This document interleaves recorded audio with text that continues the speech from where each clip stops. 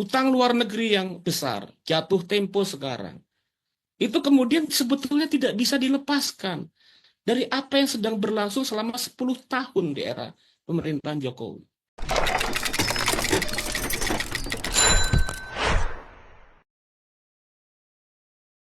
Ya, baik, terima kasih buat Dendi dan kawan-kawan GMNI sudah mengundang saya. Jadi poinnya tadi sudah dijelaskan panjang lebar oleh Bu Kony, oleh Mas Januar Rizky. Dan saya mau coba melihat ya, karena ini di forum GMNI, mungkin nanti akan saya coba hubungkan dengan bagaimana kalau kita melihat perspektif, melihat kondisi yang ada sekarang itu dari perspektif gagasan-gagasan dan ajaran Bung Karno. Nah, pertama-tama saya mau menguraikan tadi sebetulnya sudah dimention oleh Bu Kony, salah satu buku yang menjelaskan tentang problem krisis imperialisme, yaitu Paul Kennedy. Jadi Paul Kennedy ini akademisi hubungan internasional yang menulis tentang the rise and fall of the great power. Nah, dari situ kemudian sebetulnya kalau kita uh, lihat betul-betul bahwa respon Trump itu sebetulnya sangat berhubungan dengan kondisi ketika imperium yang saat ini eksis, yaitu Amerika Serikat, dalam kondisi sedang decline, dalam kondisi sedang turun. Jadi kalau kita lihat Paul Kennedy itu kan bilang bahwa runtuhnya suatu imperium itu karena terjadinya apa yang disebut sebagai imperial overstretch, yaitu beban yang sangat tinggi yang harus dipikul oleh negara-negara imperial, sehingga kemudian dalam kondisi seperti itu, maka terjadi proses penyesuaian-penyesuaian yang sebetulnya dalam konteks sejarah eh, tidak bisa dielakkan, itu akan justru menuju pada keruntuhannya. Nah, inilah yang kita lihat, misalnya dalam konteks Amerika Serikat. Tapi problemnya adalah bahwa baik dari kalangan Demokrat dan pemimpin Republik itu tidak mau secara jujur mengakui bahwa Amerika Serikat sekarang dalam kondisi yang turun. Atau kalau kata Bung Karno itu kan bahwa dalam kondisi krisis ketika kapitalismenya turun. Itu yang sedang berlangsung di Amerika Serikat.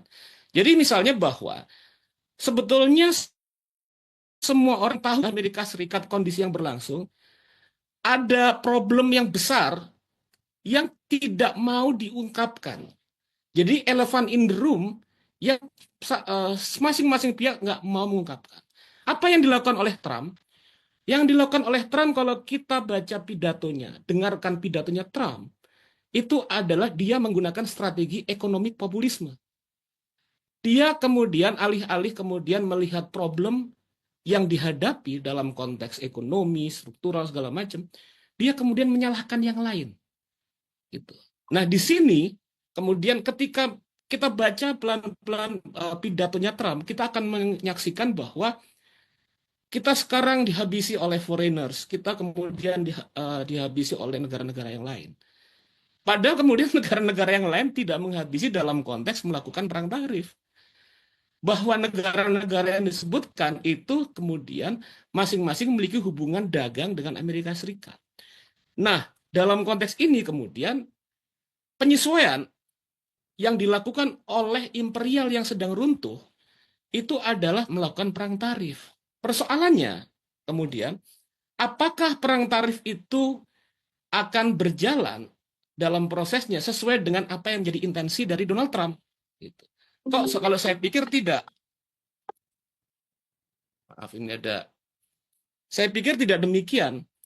Kenapa? Kalau kita lihat dalam perspektif Trump itu adalah bahwa dengan kemudian melakukan perang tarif, dia akan mendorong pada instabilitas dari negara-negara berkembang. Dan kemudian yang terjadi, barang-barang yang masuk ke Amerika Serikat itu nilainya tinggi, price-nya akan naik. Tapi kemudian hal tersebut dalam konteks ekonomi, ketika kompetitor dari import itu naik, maka kemudian kaum-kaum berjuasi, kaum-kaum pengusaha dari domestik Amerika Serikat itu juga akan melakukan kenaikan yang sama. Apa yang kemudian terjadi? Siapa yang kemudian menjadi korban? Itu adalah inflasi. Yang menjadi korban adalah kelas pekerja, adalah sebagian besar mayoritas rakyat Amerika Serikat. Gitu. Nah, kemudian kalau saya lihat yang akan dihadapi Trump itu sebetulnya dua front perang. Perang dagang, perang ekonomi, dan perang kelas. Seiring dengan semakin tingginya nanti ketimpangan sosial yang dihadapi oleh 1% orang paling kaya dengan mayoritas rakyat Amerika Serikat. Tidak sampai lama, gitu. Hal tersebut terjadi langsung kemudian Trump menghadapi demonstrasi di 50 negara bagian di Amerika Serikat. Manuver pertarungan politik misalnya dari faksi kiri radikal dari Partai Demokrat, Bernie Sanders itu melakukan tour, melakukan roadshow di berbagai negara untuk mengutarakan kita hantam oligarki. Itu yang dihadapi. Nah, kemudian kalau misalnya kita lihat pada konteks periode pertama Trump yang dilakukan itu adalah justru yang agak berbeda. Jadi memotong pajak terutama bagi orang-orang yang paling kaya, bilioner. Dan proses itu tersebut akan berlangsung sampai kemudian tahun ini 2025. Nah, persoalannya kemudian apakah kondisi demikian itu kemudian akan apa yang akan terjadi bagi kalangan-kalangan kelas pengusaha, kelompok pengusaha yang sebelumnya mendapatkan keuntungan dari pemotongan pajak tersebut.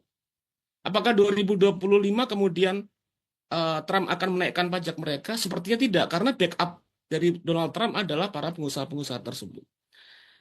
Atau kemudian kalau dinaikkan pajak, kemudian yang terjadi itu adalah bahwa pemotongan atau PHK bagi kalangan kelas pekerja di Amerika Serikat, yang itu juga terjadi.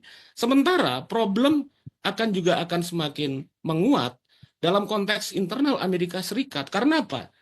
Karena kemudian ketika terjadi proses mekanisme ekonomi yang membuat terjadinya inflasi di negara-negara yang lain, maka reaksi yang mungkin akan dilakukan oleh negara-negara yang lain adalah melakukan retaliasi, akan melakukan balasan. Dia juga akan melakukan tindakan tarif terhadap Amerika Serikat, dan itu bisa saja mungkin. Dalam kondisi demikian, maka yang terjadi adalah benturan-benturan dan pertarungan konflik politik di Amerika Serikat akan semakin menguat. Nah, apa biasanya solusi yang akan diambil dalam konteks ketika terjadi polarisasi politik akibat dari kebijakan yang dilakukan oleh Trump sendiri? Nah, disinilah biasanya dalam konteks yang berlangsung tadi dalam konteks sejarah global, ketika terjadi konflik-konflik, benturan-benturan di internal, maka yang akan dilakukan adalah solusinya perang. Kenapa perang? Karena perang akan bisa mengumpulkan, bisa membangun sentimen bersama untuk kemudian bisa mengabaikan shifting the problem of internal crash gitu kan. Nah, itu yang akan terjadi. Sementara dalam konteks lain, apabila solusi perang yang akan diambil, maka kemudian tadi seperti diutarakan oleh Bu Kondi misalnya, kita akan berhadapan dengan bagaimana perebutan rantai pasok, bagaimana kemudian berhubungan dengan problem rare metal sebagai bahan-bahan bagi proses digital teknologi dan lain sebagainya. Nah, ini kemudian yang berlangsung itu adalah kombinasi kalau kita berangkat dari karyanya Bung Karno, itu ketika beliau menjelaskan tentang fasisme dan tentang problem imperialisme, maka Bung Karno mengutarakan bahwa secara gampangnya fasisme itu adalah tendensi ketika kapitalisme turun. Dan tendensi ketika kapitalisme turun, dalam konteks sekarang ekspresinya populisme, itu dilakukan oleh Amerika Serikat yang selama ini menganggap dirinya sebagai musuh dari kaum fasis. Nah, dalam konteks ini misalnya, apa yang kemudian terjadi? Maka kemungkinan terjadinya Perang Dunia Ketiga itu bisa dilakukan karena problem-problem yang sifatnya ekonomi. Nah, dalam konteks ini, kemudian terhubung, saya nggak akan terlalu panjang di sini menjelaskan isu ini. Tapi kemudian dalam kondisi demikian, apa yang harus dilakukan misalnya oleh Indonesia terkait dengan posisi-posisi geopolitik dan tendensi-tendensi akan semakin mengalami instabilitas ini. Dalam kondisi seperti ini, maka kemudian kita pilihan-pilihan politik yang sebetulnya sudah diajarkan oleh Bung Karno dulu, itu adalah kemudian membangun aliansi-aliansi strategis, misalnya dengan kekuatan-kekuatan politik, di mana kita kemudian bisa membangun kerjasama yang lebih strategis. Yang terjadi sekarang saat ini adalah shifting atau perubahan rezim global. Yang terjadi sekarang ini adalah seperti kalau dulu itu perubahan transformasi dari imperialisme Inggris ke Amerika Serikat. Apakah kemudian imperialisme Amerika Serikat sebagai wajah kekuasaan di dunia ini juga akan runtuh? Saat ini kita sepertinya sedang melihat hal tersebut. Sehingga misalnya beberapa waktu lalu saya sempat ngobrol sama kawan saya di Deplu yang agak kaget kemudian posisi ngapa kemudian Indonesia itu kemudian menoleh ke BRICS gitu. Beberapa sekitar sebulan 2 bulan yang lalu saya bilang kalau kita tetap dalam kondisi konvensional, nyaman dengan kondisi yang ada, kita menurut saya akan boncos di sini. Kita akan banyak mendapatkan problem dan kerugian. Nah, oleh karena itu persoalannya adalah bagaimana sebagai pemain politik. Misalnya Bung Karno dulu dalam posisi dalam konteks di gerakan non-blok, gerakan non-alliance movement, non-blok tadi, posisi Bung Karno itu adalah membangun hubungan dengan kekuatan-kekuatan yang mendorong eskalasi pada perang nuklir dalam konteks perang dingin. Dia kemudian bertemu dengan Khrushchev, dia bertemu dengan Kennedy waktu itu, dan juga bersama dengan tokoh-tokoh yang lain, dengan Nehru dan yang lainnya, dan Nasser kalau nggak salah. Iya, dengan Nasser. Dalam konteks adalah membangun bagaimana bargaining posisi politik Indonesia dalam konteks kancah politik global. Nah, di sini kita kemudian masuk dengan apa yang diutarakan oleh sebetulnya Bung Karno dan para tokoh politisi dunia ketiga pada waktu itu, dengan gerakan non-blok, dengan third world movement, itu bahwa perspektif tentang nasionalisme, internasionalisme adalah sesuatu yang satu sama lain nggak bisa dilupakan. Dalam kondisi ini, yang dilakukan oleh Indonesia kemudian semestinya adalah membangun repositioning dan bagaimana bekerja sama lebih intensif, kemudian berbicara dengan negara-negara yang lain dalam konteks penyiapan apabila terjadi pergeseran-pergeseran tata dunia baru. Indonesia harus intensif komunikasi dengan Rusia, komunikasi dengan China, komunikasi dengan kelompok-kelompok strategis yang lain, gitu.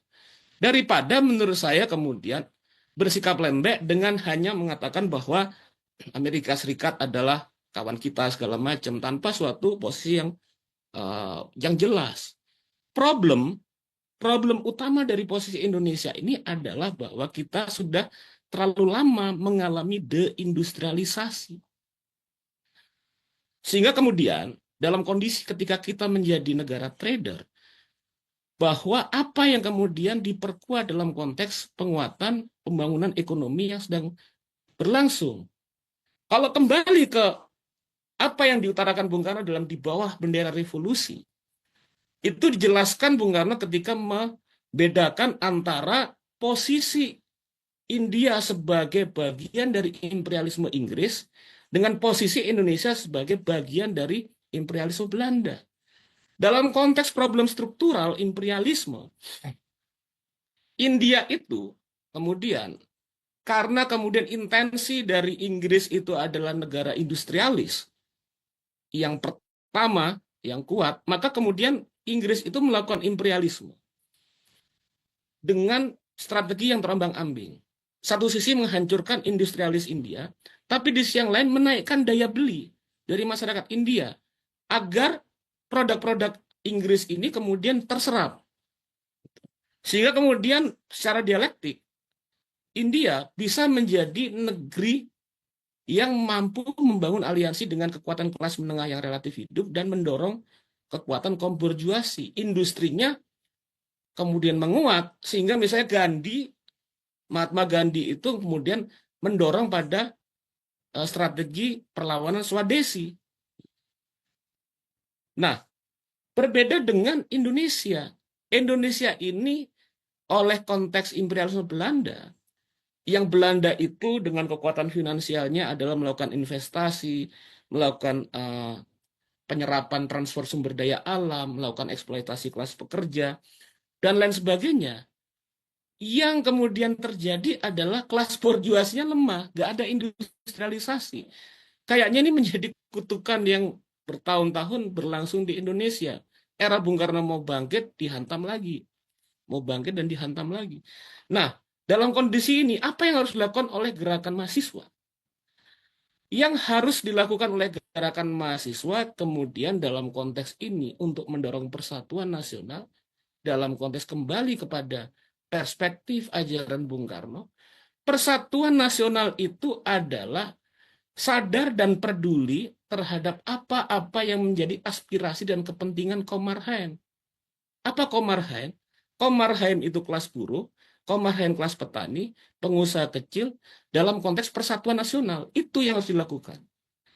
Artinya, apabila kemudian bicara dalam konteks aksi dan demonstrasi, maka kemudian meskipun penting, tapi